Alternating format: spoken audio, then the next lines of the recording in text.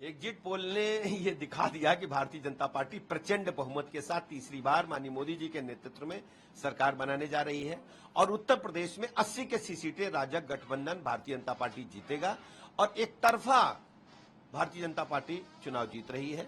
माननीय मोदी जी की गरीब कल्याण योजना जन जन में पहुंची है और दूसरी तरफ समाजवादी पार्टी कांग्रेस के गठबंधन को जनता ने बुरी तरह नकार दिया है।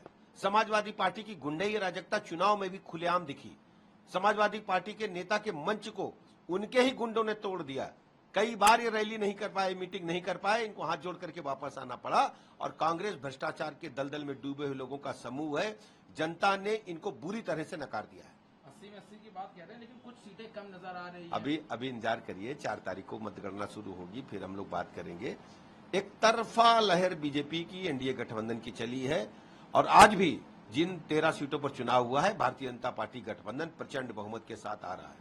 आप लोगों ने एग्जिट पोल को एक्सेप्ट कर लिया और आप कह रहे हैं इससे अच्छी तस्वीर होगी। वहीं दूसरी ओर विपक्ष, चाहे समाजवादी पार्टी हो या कांग्रेस, मना कर रहे हैं। विपक्ष कांग्रेस ने तो पहले ही मना कर दिया था कि हम एग्जिट पोल में हम किसी चैनल पर बाइट में नहीं जाएंगे, किसी चैनल के डिस्कशन में नहीं बैठेंगे।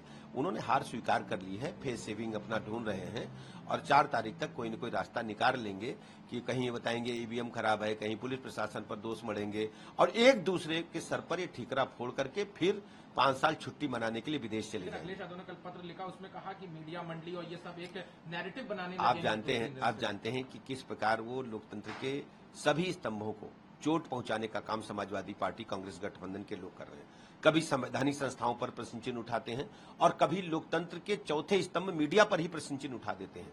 हम कहते हैं ईश्वर उन्हें सद्बुद्धि दे, वो अपनी हार स्वीकार करें और जनता के बीच में जो उन्हें कुकृत्य किए हैं, जो तांडव उनके गुंडों ने किया है, उसको वो स्वीकार करें, उसको कंट्रोल करें। किस ढंग से प्रदेश की जनता ने अपनी आंखों से देखा है कि 5-7 रैलियों में अखिलेश यादव ही भाषण नहीं देने पाए। उनके गुंडों ने उनके बल्लियां, मंच, माइक सब तोड़ताड़ के किनारे लगा दिया। उत्तर प्रदेश में भारतीय जनता पार्टी कानून व्यवस्था को नंबर 1 पर मानती है। क्योंकि अभी चुनाव आयोग प्रभावी था जब तक आचार संहिता है, फिर एक एक करके प्रदेश में जो गुंडे जिलों में पनपे हैं उनका हिसाब लिया जाएगा। एक एक गुंडे को उनकी ताकत, उनकी हैसियत का पूरी तरह से जेल भेज करके कानून के तहत कड़ी कार्रवाई की जाएगी। सवाल है, जहां उत्तर प्रदेश में बढ़त दिखाई दे रही है सब जगह, लेकिन पश्चिम बंगाल में भी काफी बढ़त भारतीय जनता पार्टी, ये भारतीय जनता पार्टी पूरे देश में लहर चली है मोदी जी की। आप साउथ से लेकर के और पूरब तक हर जगह बीजेपी मोदी जी ही है। ये सब इंडी गठबंधन के नेता जो दिल्ली में इकट्ठा हुए हैं, ये सिर्फ इसलिए इकट्ठा हुए थे, बहाना क्या बनाएंगे और बहाना कोई न कोई खोज लेंगे। 4 तारीख तक आपके सारे बहाने बताएंगे।